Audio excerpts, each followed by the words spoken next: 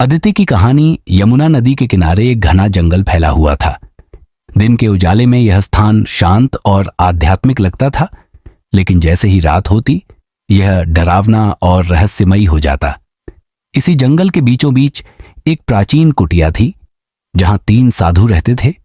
गांव के लोग उन्हें महान तपस्वी मानते थे और उनकी पूजा करते थे।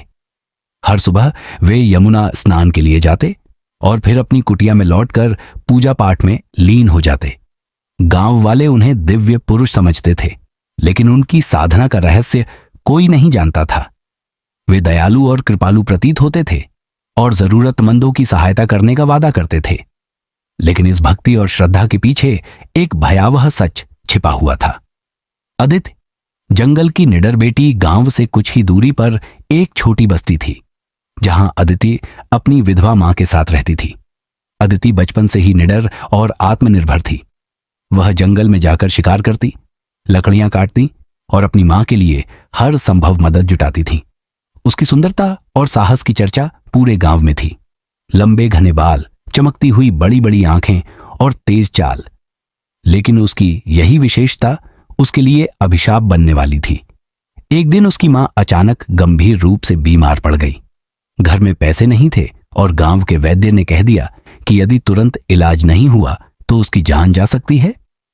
अदिति गांव में मदद मांगने गई, लेकिन कोई भी उसकी सहायता करने को तैयार नहीं था। तभी किसी ने उसे सलाह दी, तू साधु बाबा के पास जा, वे बहुत कृपालु हैं, शायद तेरी सहायता कर दें। रहस्यमयी कुटिया और काला सच मां को बचाने की उम्मीद में अदिति सीधे साधुओं की कुटिया पर पहुंच गई। कांपते हाथों से उसने दरवाजा खटखटाया। चरमराते हुए दरवाजे के साथ वह भीतर गई। अंदर का दृश्य रहस्यमयी था। दीपकों की मंद रोशनी थी, अगरबत्तियों की खुशबू फैली हुई थी और तीनों साधु पालथी मारकर ध्यान में बैठे थे। सबसे बड़े साधु, जिसे लोग महात्मा श्रीधर के नाम से जानते थे, ने मंद मुस्कान के साथ पूछा, बेटी, यहां क्यों आई हो? अदिति ने हिम्मत जुटाकर कहा, बाबा, मेरी मां बहुत बीमार है, कृपया मेरी सहायता करें। तीनों साधु एक दूसरे की ओर देखने लगे। कुछ क्षणों की चुप्पी के बाद महात्मा श्रीधर ने कहा, हम तेरी सहायता अवश्य करेंगे, लेकिन बदले में तुझे भी कुछ त्याग करना होगा। अदिति चौंक गई। उसने घबराकर पूछा, कैसा त्याग? दूसरे साधु, जिसे लोग स्वामी प्रहलाद के नाम से जानते थे, ने रहस्यमयी मुस्कान के साथ कहा, बेटी, चिंता मत कर, यह त्याग तुझे दिव्यता प्रदान करेगा। तीसरे साधु, जिन्हें संत नागेश्वर कहा जाता था, ने गंभीर स्वर में कहा, हम केवल धन नहीं देते, यहां सब कुछ प्रसाद के रूप में दिया जाता है और प्रसाद पाने के लिए तन, मन और आत्मा का समर्पण आवश्यक होता है। अब अदिति को उनकी असली नीयत समझ में आ गई।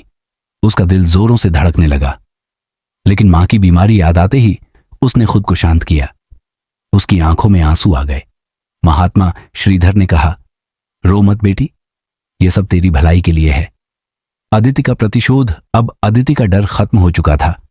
क्या वह इतनी कमजोर थी कि अपनी अस्मिता का सौदा कर ले? नहीं। अचानक उसकी आंखों में एक अलग ही तेज आ गया। उसने अपनी कलाई झटके से छुड़ा ली और कुटिया के कोने में जलते हुए दीपक को उठा लिया।